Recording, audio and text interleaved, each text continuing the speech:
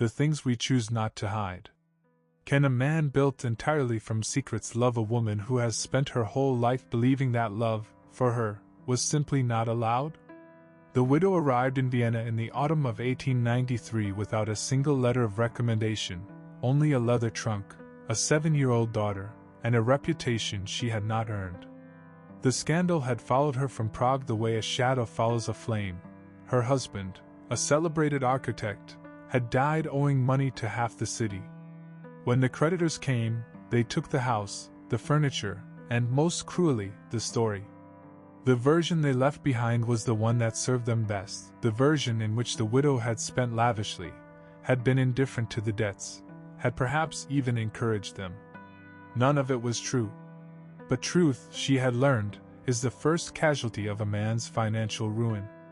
She found work as a seamstress for a dressmaker on Mariahilferstrasse, a practical woman who asked no questions and paid on Fridays. The work was good and honest and it left her hands raw, but she did not complain. She had a daughter to raise and she intended to raise her well. The music professor lived 3 floors above the dress shop in a building that smelled of beeswax and old wood. She heard him before she saw him. Every morning at 7 o'clock, the scales began, methodical, unhurried, the sound of someone who had long since made peace with repetition. And every morning, her daughter pressed her ear to the ceiling of their rented room and listened with her whole body, swaying slightly, as though the music were something she could absorb through her skin. They met on the staircase one November morning when the professor was carrying a cello case, and she was carrying 2 bolts of silk that the dressmaker had asked her to deliver to a client on the 4th floor. He stepped aside. She thanked him.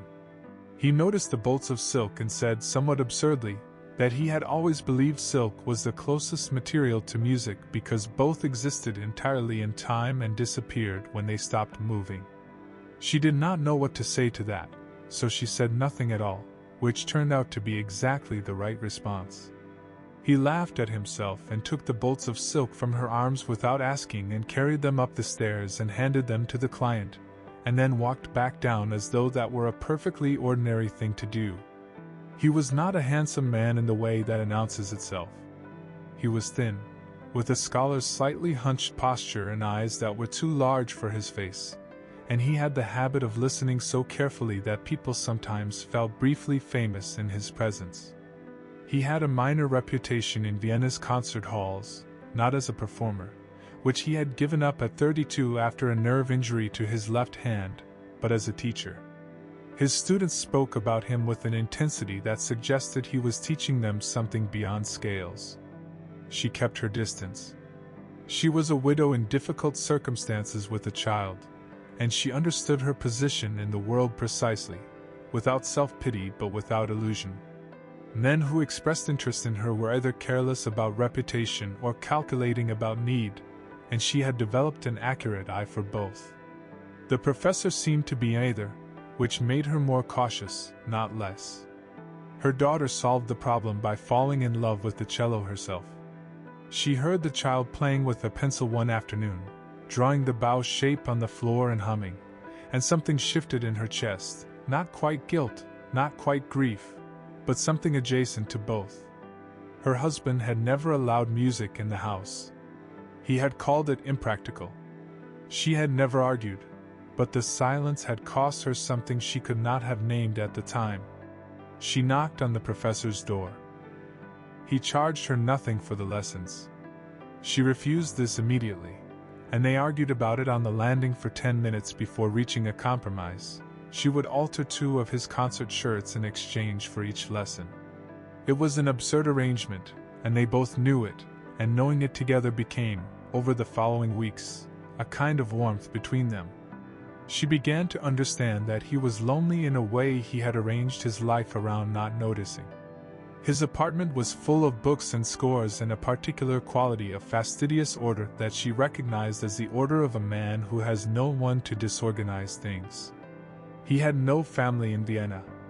When she asked about this once, gently, he said only that he had made choices that had separated him from the people he had known before, and that he did not regret them, but that regret and absence were different things, and absence could be quite large.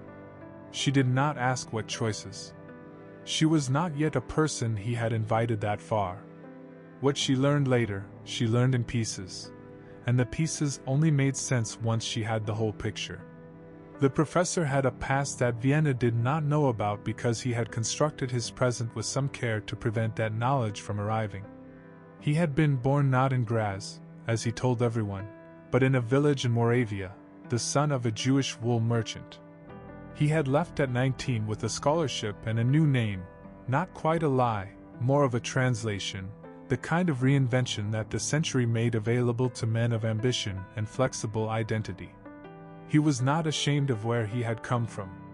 He was afraid of what would happen to the life he had built if it became known. Vienna in the 1890s was a city in which anti-Semitism was not a fringe sentiment, but an organizing principle of public life, and he had seen what happened to men who could not control how they were perceived. His career, his students, his small and carefully tended life, all of it depended on a story that was mostly true but not entirely. She discovered this not through deception but through accident, which somehow made it harder to dismiss. A letter arrived for him while he was teaching, and the building's porter, who was old and confused about whose mail was whose, left it in her room by mistake. She did not open it. But the return address was visible, and the name on it was a name she had heard him mention once, his mother's name, and the address was Brno, not Graz, and she sat with that small fact for 3 days before she understood what it meant. She went to him on a Sunday afternoon, while her daughter was at a friend's house, and she sat in the chair across from his desk and said quite simply that she had received a letter meant for him and that she was returning it, and that she had not opened it but that she had seen the address, and that if he wanted to tell her something, she was not a person who frightened easily. He looked at her for a long time, and then he told her everything. Afterward, she said that she understood what it was to be defined by a story you had not written. She said that she had spent 2 years being the reckless widow who had bankrupted her husband, and that she had learned something interesting in that time, which was that a false story told loudly enough eventually starts to feel like weather. You stop expecting it to change and you simply dress for it. He said he was sorry she had been through that. She said she was sorry he had been through his. And then they sat quietly together for a while, which was something neither of them had done with another person in a very long time, and it felt so ordinary and so extraordinary at the same time that neither of them mentioned it afterward, as though naming it would make it smaller. Winter moved through Vienna with its usual indifference, and the lessons continued, and the alterations continued, and the widow found herself aware of small things, the way the professor lowered his voice when he spoke to her daughter, the way he had memorized without being told how she took her coffee when she stayed to watch the lessons, the way he sometimes paused in the middle of a sentence when she walked into a room, as though he had forgotten what he had been saying. She had not allowed herself to love anyone since her husband, and the prohibition felt now less like grief and more like habit, the kind of habit that has been confused with character. The thing that broke it was not a declaration or a gesture.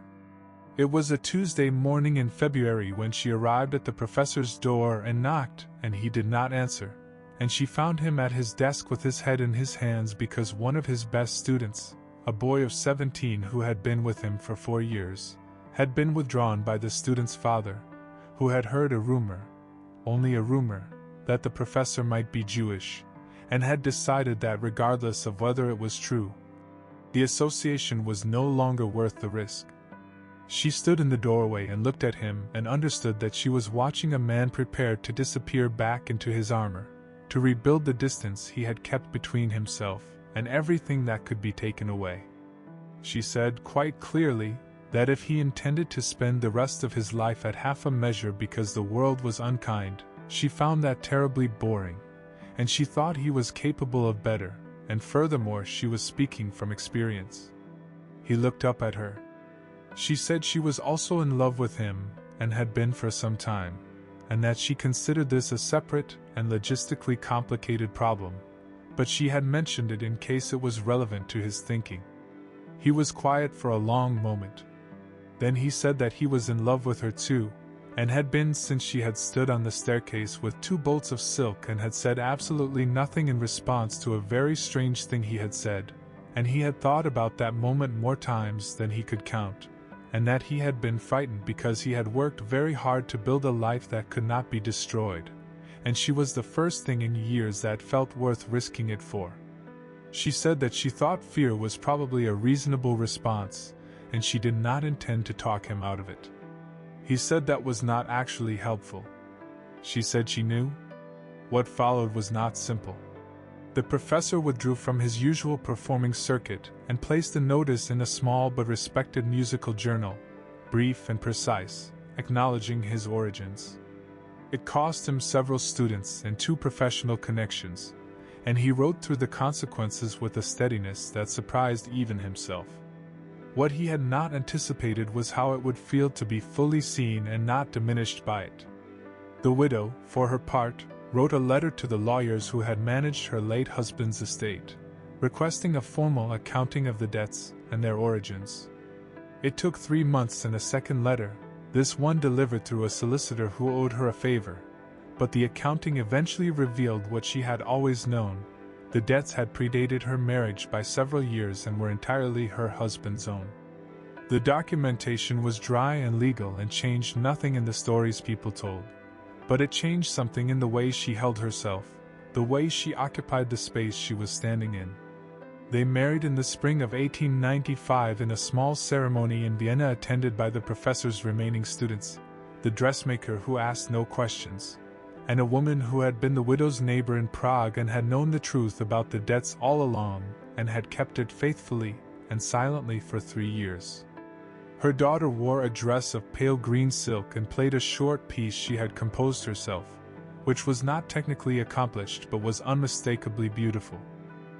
The professor had repaired most of what had been damaged professionally and gained something he had not been expecting, which was that several musicians who had known him slightly and learned the truth of his origins told him privately that they had similar stories of their own, compressed and hidden, and that knowing he had chosen to stop hiding had made them feel slightly less alone. This was not a resolution he had planned for, but he was grateful for it in the particular way of unexpected gifts.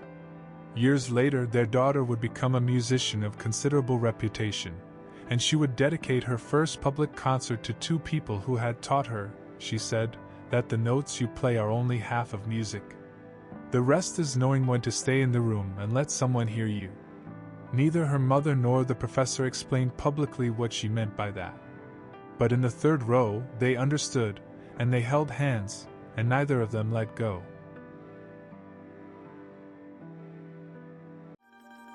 Did you enjoy today's story? Stay with me for just a moment. Let me know in the comments, which city are you watching from? Did this message touch you? And if you have ideas for future stories, feel free to share them. Your suggestion could become our next video. Leave a like if this message meant something to you. Subscribe so you don't miss the next videos. If you think someone else would appreciate this message, please share it. And if you'd like to support the channel, take a look at the links in the description. Some are affiliate links, which help us at no extra cost to you. Thank you for being here. See you in the next video.